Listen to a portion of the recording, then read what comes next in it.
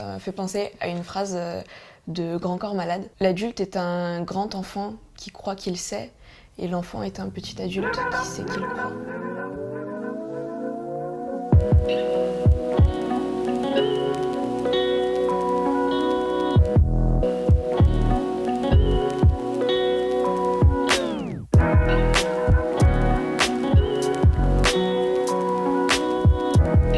On peut parler d'avoir des convictions.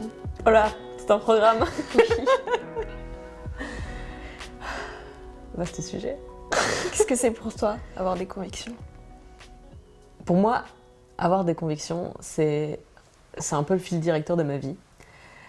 Pour reprendre un peu l'histoire dans l'ordre, avant j'avais des principes. Maintenant j'ai des convictions. C'est une phrase, je crois que c'est Oscar Wilde qui m'a beaucoup marqué. Appuyez-vous sur les principes, ils finiront bien par céder. Et c'est vrai que j'avais toujours ça. J'avais besoin de m'inventer des règles, j'imagine, dans la vie. Puisqu'à l'école, c'est pratique, il y a les barèmes de notation. Tu sais, quand tu sors du cadre, tu sais quoi faire pour réussir. Et dans la vie, je trouvais qu'il n'y avait pas de critères de réussite. Où c'était trop flou, ça a changé selon les gens, je ne me reconnaissais pas dedans. Et il y avait cette histoire d'avoir des principes, je sais pas, comme des grandes règles générales qui vont définir à la fois le sens de mon existence et plein de petits choix du quotidien auxquels j'ai pas besoin de réfléchir parce que j'ai un principe. Par exemple, j'ai un principe que je ne sors pas avec un collègue, par exemple. Je pense que beaucoup de gens peuvent se donner ça comme principe. Moi, j'avais ça, beaucoup. Et en fait, je me rendais compte dans ma vie que très souvent, je finissais par abandonner mes principes. Et ce qui n'était pas une mauvaise chose parce que c'est très con, je pense, de se fixer des règles et de s'y tenir même quand la réalité vient te dire que peut-être t'es pas en train de faire les bons choix. Donc j'ai fini par abandonner plein de principes que j'avais au fur et à mesure et je me retrouvais face au problème de départ qui était du coup quelles sont les règles de la vie, les conditions générales, le manuel que tu ne reçois pas. Et c'est là que j'ai commencé à cultiver la conviction.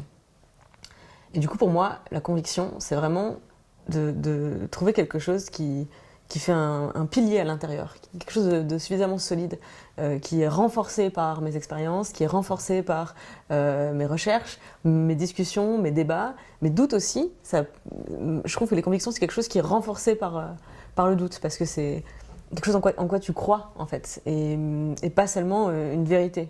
Qu'est-ce que la vérité? Autre sujet qui pourrait nous occuper des heures aussi. Qu'est-ce que les frontières? Mais voilà. C'est quoi pour toi avoir des convictions? Justement, c'est un peu flou pour moi, en fait, parce que il y a des choses, je sens que c'est important pour moi. Je sens que c'est des lignes que j'ai envie de suivre, mais je pense que c'est pas encore très défini. Et en fait, ça revient justement sur cette question de qu'est-ce que la vérité? Parce que je me dis, mais comment tu peux avoir une conviction et être sûr de toi et du coup dire, ok, je suis convaincue de ça, alors que y a plein de vérités, il y a plein de convictions différentes qui s'opposent. Et j'ai appris il y a peu que c'était pas grave, que de ne pas être d'accord avec tout le monde, que des convictions différentes coexistent. Mais du coup, comment je fais pour choisir la mienne et pas juste faire en fonction des autres, de celles des autres, parce que bien sûr je m'en nourris, mais au bout d'un moment j'ai envie de grandir et d'avoir les miennes propres. Donc du coup pour moi c'est assez flou les convictions en fait. J'avais des principes, j'ai aussi très vite compris que les principes c'était pourri. Et maintenant quand on me dit oui je fais ça par principe, j'ai envie de dire du coup c'est pas trop une bonne idée. Mais du coup là je suis un peu dans le flou entre principes et comment trouver des convictions par la suite. Et j'ai aussi toute cette question de l'influence de l'intuition sur les convictions. Parce que moi, je ne sais pas écouter mon intuition, où j'ai beaucoup de mal. Et je me dis, une conviction, t'en es convaincu. Donc du coup, ça peut pas être ton intuition qui te le dit, puisque l'intuition, t'es pas sûr, c'est une intuition. Comment toi, t'as réussi à gérer? C'est vrai que pour moi, la conviction, c'est une force. Et comment je peux dire ça? Je crois que c'est vraiment une force qui a été déterminante dans ma construction, à plein de niveaux. Je viens de la frontière allemande, j'ai grandi là-bas, et quand j'ai découvert l'histoire, j'ai eu vraiment peur. Je me suis dit, En fait, c'est tellement évident avec le recul de l'histoire, dans quel camp il fallait être, enfin, quels étaient les gentils et les méchants. J'avais 8 ans. Le monde est très simple. Et c'était évident qu'avec le recul de l'histoire, tu pouvais pas te tromper de camp.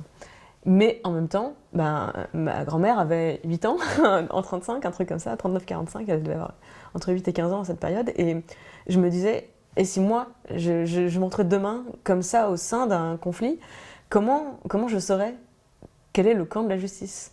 Parce que j'arrive pas à croire qu'il y avait autant de gens mal intentionnés, malveillants, autant de bourreaux, c'est pas possible. C'est beaucoup d'êtres humains qui avaient la mauvaise boussole, on va dire, pour prendre une image.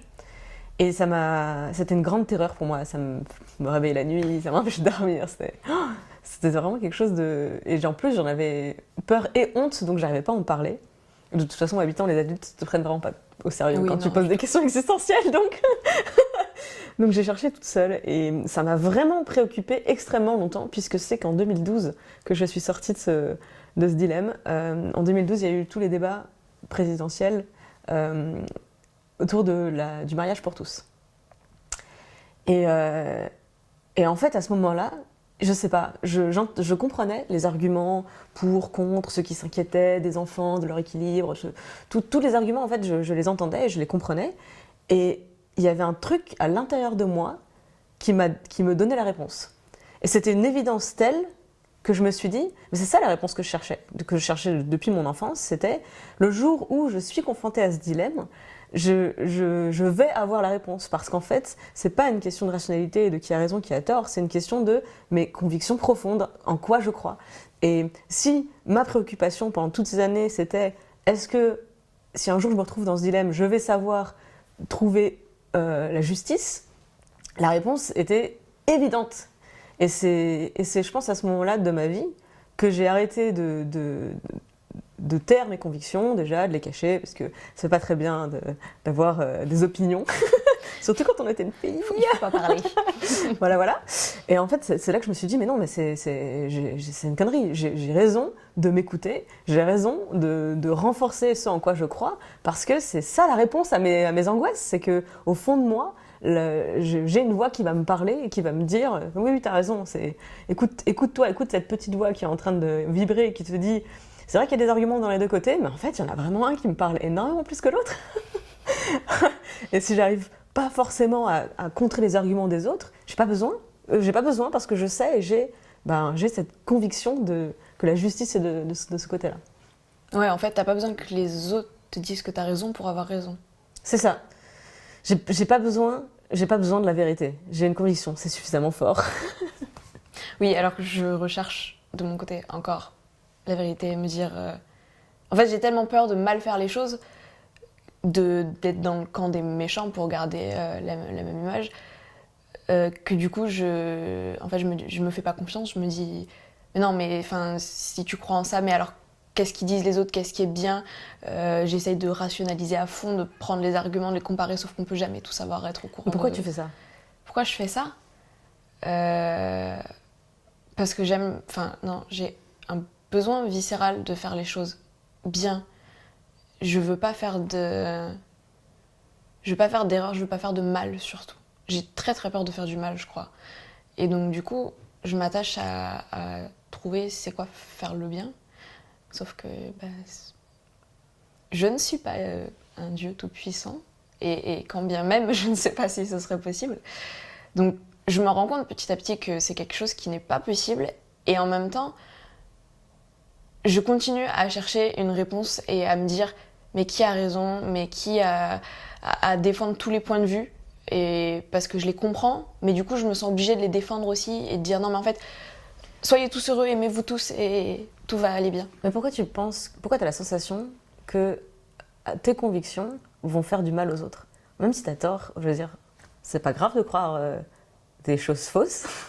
C'est pas grave en fait d'avoir des convictions et d'en changer. Ce qui va affecter les autres, c'est les actions qui en découlent. Et en fait, je pense qu'effectivement, quand tu passes de la conviction à agir en fonction de tes convictions, c'est là qu'il y a des questions à se poser. C'est là qu'il y a des paramètres à prendre en compte et les autres à prendre en compte pour éviter que justement tes actions blessent d'autres gens, heurtent d'autres gens ou ou effectivement entre en conflit avec d'autres valeurs, d'autres personnes, ça je peux le comprendre. Mais quand tu es au stade juste de la conviction, tu fais de mal à personne. Tu vois ce que je veux dire? Je vois ce que tu veux dire. Mais je pense que je prends peut-être les choses dans un autre sens, c'est-à-dire que pour moi, de conviction découle toujours action. Ah bah oui. Voilà. C'est Parce que tu fais partie de 1000 associations et que... c'est ça, en fait, ça n'existe pas penser un truc, je fais les je choses, pense oui. et j'agis. Ok. Enfin, tu penses et tu fais les choses, et limite, tu fais les choses et tu dis ah mince, pourquoi je fais ça? Ah oui, c'est vrai, c'est parce que je pense ça. Et donc, forcément, il va y avoir. Je vais agir d'une manière ou d'une autre parce que j'ai besoin de faire des choses. Et du coup, si j'ai des convictions qui sont les mauvaises d'une certaine manière, même si je pense qu'il n'y a pas de mauvaises. Voilà, c'est ça le problème en fait. Je pense qu'il n'y a pas de mauvaise conviction globale. Et en même temps, je cherche quand même à en avoir une bonne. Mais or, s'il n'y en a pas de mauvaise globale, il n'y a pas de bonne. Et du coup, je vais faire hyper attention à pas avoir des actions ensuite, je sais pas, participer à quelque chose et me rendre compte ensuite que, en fait, non, c'était pas quelque chose de bien, ou le message, je l'avais pas bien compris et du coup, c'était pas ça, ou alors finalement, j'ai changé d'avis, ça a pu faire du mal à des personnes, j'en sais rien. Et ouais, ça me fait toujours flipper ça. Mais tu te dis jamais, quand tu as cette peur-là, en fait, si je faisais rien, ce serait pire, dans le sens où tu as la conviction d'agir pour changer les choses et les améliorer, à moins que tu sois un génie du mal, mais j'ai pas l'impression.